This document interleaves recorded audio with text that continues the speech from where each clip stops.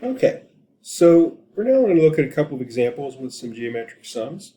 And again, it's really important to remember that our formula for geometric sums starts at 0 and goes to n minus 1. Okay, so for Sn, your sum is only going up to Sn minus 1, or R to the n minus 1. That's your last term. So that's an important distinction to make. So here we have the underlying sequence here, 1/2 to the n. And we want to find the 10th sum. Okay. So first, recognize that at 0, your first term, this would just be 1. So our A is just 1, and the ratio is 1/2. Okay. So S sub 10 would be the sum as k goes from 0 to 9 of 1/2 raised to the k power. 1/2 raised to the k power. So writing that out, 0, that would be 1, then 1/2 to the first, plus 1/2 to the second, plus 1/2 to the third, and so on, all the way up to 1/2 to the 9th. So that's what our thing looks like. And now we want to figure out what that is. Now, of course, we could punch into a calculator every one of those numbers. But what if I wanted the 100th sum? Are you really going to sit down and punch in all 100 terms? Probably not. All right, so we want to use our formula for the partial sums. So the formula is this: Sn equals A times 1 minus R to the n over 1 minus R.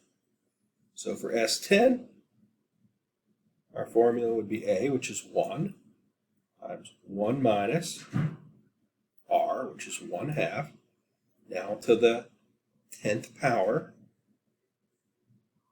divided by 1 minus 1/2. Okay, and so we simplify the arithmetic here. That's going to be 1 minus 1 over 1,024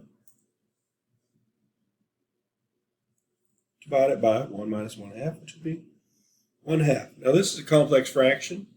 We can simplify complex fractions by multiplying top and bottom by our common denominator. But here, because it's such simple arithmetic, we can just do this instead. Instead of multiplying both top and bottom by 1,024 to simplify, I'm just going to go through here and simplify the top. 1 minus 1 over 1,024 would just be 1,023 over 1,024. And then dividing by 1/2 is the same as multiplying by 2. And then we would simplify and get 1,023 over 512. Okay, so that's our 10th partial sum. That's the sum of 1 plus 1/2 plus 1/4 plus 1/8 plus 512, and so on. Okay, and again, it's really important with these geometric sums that we're dealing with the formula here starting at 0 to n minus 1. That is S sub n. Very important idea there. Now you might wonder, well, what if I had wanted the sum that started at 1/2? Right? What if I had just wanted the sum that started with 1/2 and went up to 512? Well, there's a couple ways to do that. You could do what we just did. And then once you get your answer, say, well, it's equal to that except for that, and then just subtract off the 1. Right? And that would work. That would definitely work. You could also approach it from a different point of view, right? If you wanted to go from 1/2 to 512, you could say, well, that would be the same as making A equal to 1/2 and R also being 1/2. And then you'd be going up to 1/2 times 1 over 256, right? Because A times, and so in that case, that would actually just be to the 8th power. And so you could do this whole formula again with S sub 9 because you're going up to the 8th power if you wanted to get that with the 1/2. So there's a couple different ways to handle that. Think of it like that, with 1/2 as A being 1/2, taking the place of the 1 term. All right.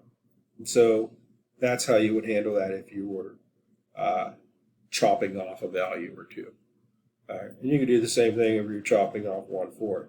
You could say A is 1/4 now. Okay, that's my first term. And then you would express the 512 as 1 over 128, or in other words, 2 to the 7th. Right? And if you were doing 2 to the 7th as your last term, then you'd actually be dealing with S8, and you could use the formula for that. So, so you would just adjust based on where you're at. Adjust based on where you're at. Okay, that's usually how I would approach a problem like that.